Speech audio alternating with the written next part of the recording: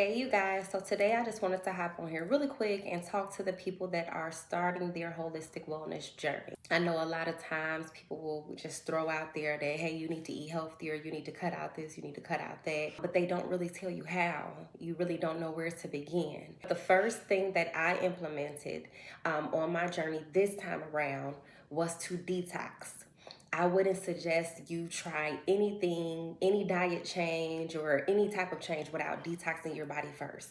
Now, that is because your body holds memory and it's used to you having X amount of chemicals and toxins and everything else in your body, certain amount of salt, certain amount of sugar. It's familiar with your habits that you've already created. And our body likes to be on autopilot.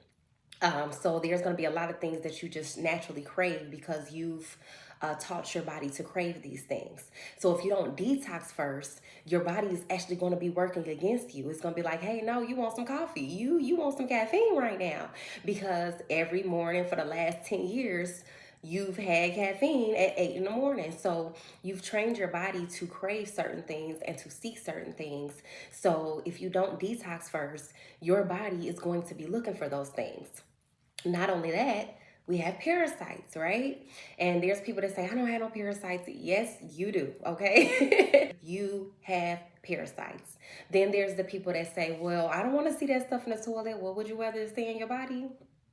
Sometimes you pass parasites on your own, but sometimes your body needs help because food for parasites is sugar.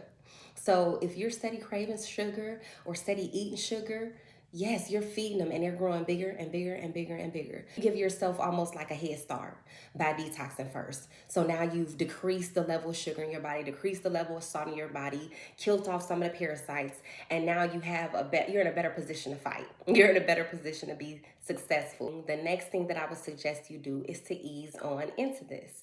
So when I first started, I went a month without sugar. And that is not easy because you're going to realize that sugar is in everything.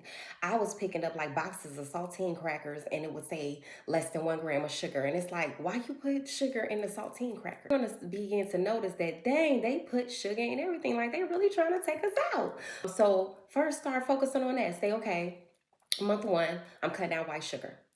Then you can say like, okay, month two, now that I've been successful with no sugar, now let me start working on white flour. Okay, I can replace, white flour, and you must replace these things. Like, don't just think you're gonna just knock them out without replacing them with something else because you're reprogramming your body. So you're teaching your body that, hey, we don't eat white sugar anymore when we're craving something sweet. We eat fruit.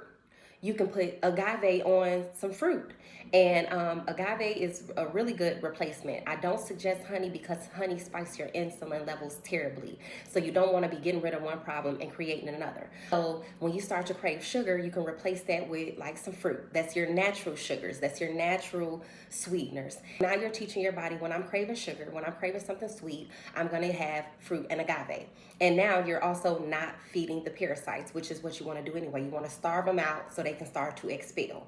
Next thing you can say is like, okay, next month I'm doing no seafood. So now you're on month 3 and you've gotten rid of sugar, you've gotten rid of white flour. You can say I replaced white flour with chickpea flour.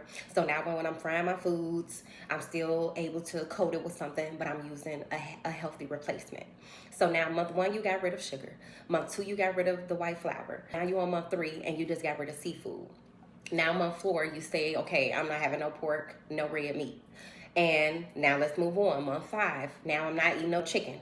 And now you've slowly, over time, gradually allowed yourself to get rid of these things and you've set yourself up for success. And stay clear of people who are not supporting you on this journey. You're gonna get a lot of people that's gonna be like, all you want in them, all you doing that too, all you sure you don't want a piece of chicken? You sure you don't want a piece of steak? Like, if they're not supporting you on your journey, no matter what it is, whether they agree with it or not, stay away from them.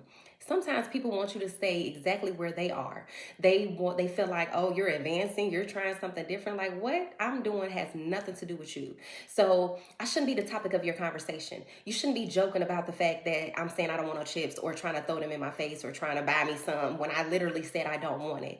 Or trying to say, hey, I was going to invite you over here, but we eating chicken. You want some, it's a lot of stupid stuff. Like I've witnessed people say, oh, what y'all eat for Thanksgiving? Just some lettuce. It's like, No, I'm going to hook my food up just like you're going to hook your food up, except it's not going to be filled with toxins. Which leads me to the last thing. Have fun with your food, okay? Have fun with your food. What I learned on this journey when I was getting rid of certain things is you really just love the seasoning. You love how you made it taste. If you just had a piece of steak with no seasoning on it that was cooked, you're not going to eat it. You're going to be like, it's gross. Same thing for a piece of chicken. You're not gonna eat no piece of chicken that's just cooked with no seasoning on it because it tastes nasty. You actually love the way you prepared it. You actually love the seasonings. So you need to do the same thing with your plant-based foods. I season some mushrooms up like some steak. I even cook it to the texture that I like it. And you can do the same thing. So be creative with your foods. Marinate it. Do the same stuff that you would do with your meats, and you're gonna be way more successful. And the actual last thing, because I know I said the last thing was the last thing, be gentle with yourself. Okay, the best thing you can do for yourself is show yourself some love. This is a journey, not a destination. This is going to be something you're doing every day, you know, literally fighting the cravings every single day, and trying to do better for yourself every single day. And it's going to get easier and easier if you're surrounding yourself with the right people and you're showing yourself grace. You've been eating some of this stuff your whole life. That could be 20, 30, 40, 50, 60, 70 years. And so, yes, you're literally reprogramming yourself. So show yourself love, show yourself grace, speak nicely to yourself.